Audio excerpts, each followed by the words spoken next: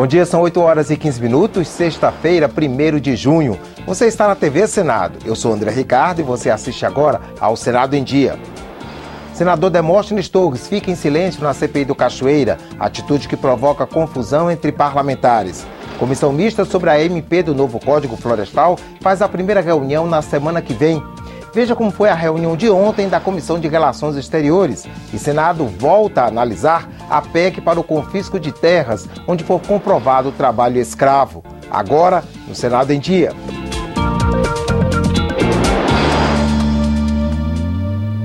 O silêncio do senador Demóstenes Torres na CPI do Cachoeira ontem pode prejudicar a situação dele no Conselho de Ética. A opinião é do relator, deputado Odair Cunha. E o uso do direito constitucional pelo senador goiano ainda provocou discussão entre parlamentares.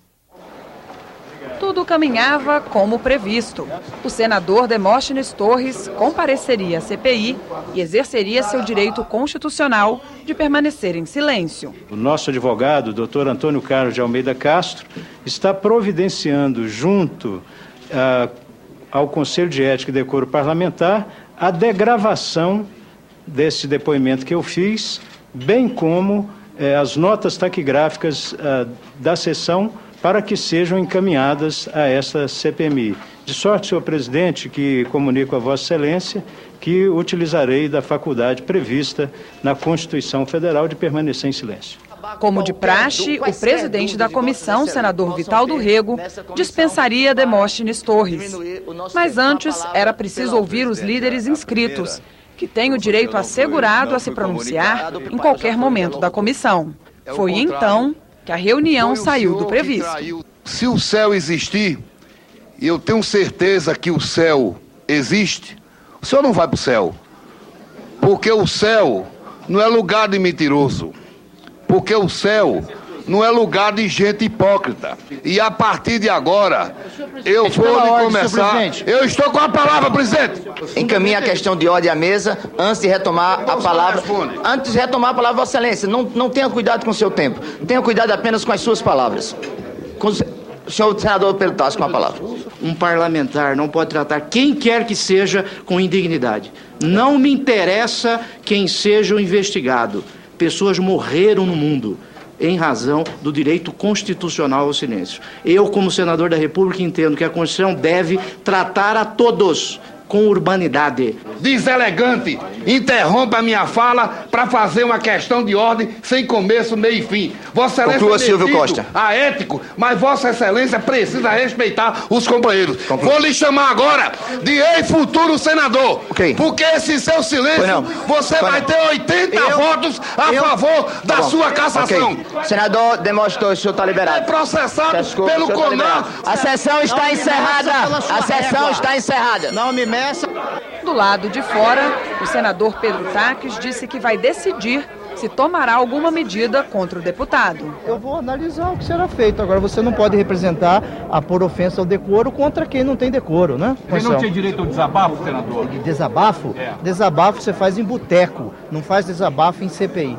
É uma cena que sai um pouco do cotidiano que deve ser das relações parlamentares, mas sempre vai ter a minha presidência para dar o tom necessário, as medidas corretas. O silêncio do senador Demóstenes também rendeu críticas. O senador Demóstenes Torres, ao silenciar, ele se baliza, se iguala a todos os bandidos que aqui vieram sob a proteção de habeas corpus. O senador Demóstenes Torres perde uma oportunidade de se explicar melhor. Há ainda contradições que precisam ser esclarecidas. Ele pode ter assinado, sem dúvida nenhuma, a sua cassação com o seu silêncio hoje. Repito, obviamente não é o silêncio dos inocentes. Apesar da confusão, acordo quanto a um tema. 2 dos depoimentos mais aguardados já têm data para ocorrer. No dia 12 de junho, o governador de Goiás, Marconi Perillo, fala à CPI do Cachoeira. No dia seguinte, 13, é a vez de Agnello Queiroz, governador do Distrito Federal. E na sessão plenária de ontem, senadores criticaram a atitude do deputado Silvio Costa na CPI do Cachoeira e se solidarizaram com o senador Pedro Taques. Não podemos aceitar agressões de baixo calão baixo nível a quem quer que seja, especialmente partido de quem tem a representação popular ou a representação constitucional nesta casa. Compartilho a posição inteiramente e me solidarizo inteiramente com o senador Pedro Taques, do PDT do Mato Grosso, que afirmou, em questão de ordem e como membro que é da CPI, que não cabe a qualquer parlamentar expor o outro, mesmo se tratando de uma comissão parlamentar de inquérito, à humilhação ou a qualquer tipo de agressão ou insulto. É um dever moral nosso, nessa tarde, externar, que é o sentimento, tenho certeza, da ampla maioria, se não de todos os membros do Senado da República, nossa total solidariedade, nosso total desagravo em apoio ao senador Pedro Taques. As conquistas que cingiram, construíram o pacto civilizatório que deu origem ao Estado que nós temos hoje, ao modelo de Estado que nós temos hoje, estão inscritas no artigo 5º da Constituição da República. O que vi hoje pela manhã foi por parte de um parlamentar, de um dos membros do Congresso Nacional, um assinte ao artigo 5º da Constituição da República, que é não somente uma letra escrita no texto da nossa Constituição. Ele está escrito no texto da nossa Constituição porque é o resultado de uma evolução histórica de respeito aos direitos humanos no mundo. Um parlamentar utilizou-se da agressão e utilizando termos totalmente inaceitáveis para se dirigir ao senador Demóstenes Torres, que ainda está no processo de defesa e é muito importante que se garanta o direito completo dele se defender e todos nós temos que respeitá-lo nesse direito e ouvi-lo com atenção. A nossa solidariedade, inclusive em razão das agressões despropositadas que sofreu, em função da posição de um constitucionalista que não poderia de forma alguma permitir a afronta à Constituição como ocorria naquele momento. O senador Eunício Oliveira, do PMDB do Ceará, foi eleito membro titular do Conselho de Ética do Senado. Ele entra no lugar do senador Lobão Filho, que pediu o desligamento do colegiado, alegando que tem outras atribuições importantes no Senado e que isso estava comprometendo sua assiduidade no Conselho. Na contagem regressiva para Rio+20, uma série de estudos revela a necessidade de mudarmos nossos hábitos. O relatório da organização ambientalista WWF sobre o planeta vivo alerta para o que está sendo chamado de pegada ecológica, quer dizer, as marcas que deixamos no ambiente.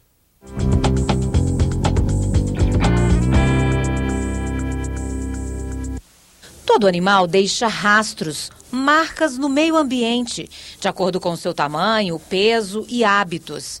E essa pegada depende da velocidade de como ele caminha.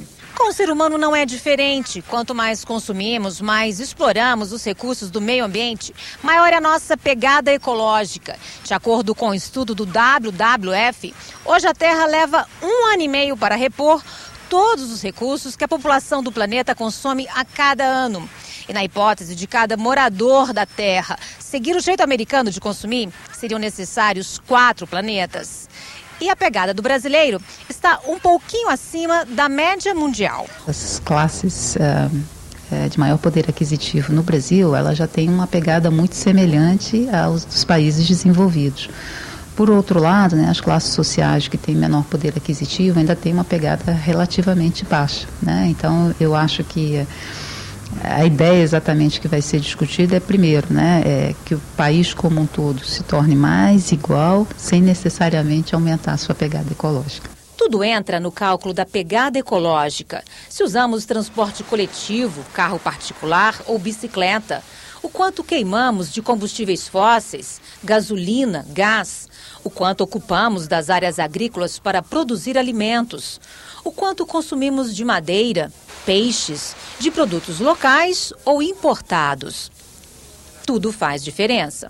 O desafio americano ou australiano é manter o índice de desenvolvimento humano, porque todo mundo quer um carro, todo mundo quer uma casa, não vamos discutir, isso é o direito de todo mundo, mas eles têm que reduzir esta pegada ecológica. O Brasil, o desafio é o contrário. O desafio é manter a pegada ecológica baixa como está e aumentar o índice de desenvolvimento humano. Esse é o desafio do Brasil, que é totalmente contrário ao desafio americano.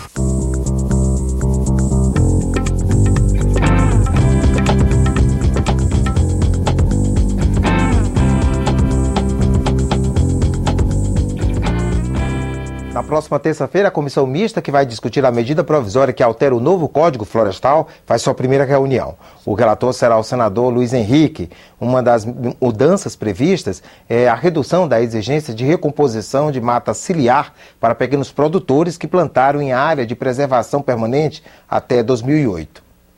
Acordos internacionais e um pedido de asilo político foram os assuntos tratados na reunião de ontem da Comissão de Relações Exteriores. O presidente da comissão, o senador Fernando Collor, informou que o Ministério das Relações Exteriores está analisando o caso de um senador boliviano que pediu asilo político à embaixada do Brasil no país. Ele é um dos líderes da oposição ao presidente Evo Morales. Pinto Molina é acusado de corrupção desde 2000, o ano 2000, quando era governador da província de Pando, no norte daquele país. Não há prazo para que o governo brasileiro responda ao pedido solicitado. Na parte deliberativa da reunião foram aprovados 2 projetos de decreto legislativo que referendam acordos internacionais assinados pelo Brasil.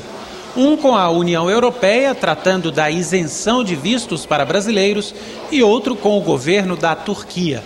O acordo com os turcos prevê que os parentes de diplomatas possam exercer atividades remuneradas nos 2 países. A autorização será válida somente durante o período da missão do funcionário. O acordo com a União Europeia dispensa o visto para os brasileiros que fizerem viagens de até 90 dias. A isenção vale para todos os países europeus que aderiram ao Tratado de Livre Circulação de Pessoas. Ele foi assinado por 30 países, incluindo todos os integrantes da União Europeia, com exceção da Irlanda e do Reino Unido. E 3 países que não são membros: a Islândia, a Noruega e a Suíça. E hoje, às 14h, a comissão de juristas encarregada de elaborar o anteprojeto de reforma do Código Penal reúne-se em Cuiabá, Mato Grosso. A comissão vai debater com especialistas locais temas como eutanásia, crimes cibernéticos e jogos de azar.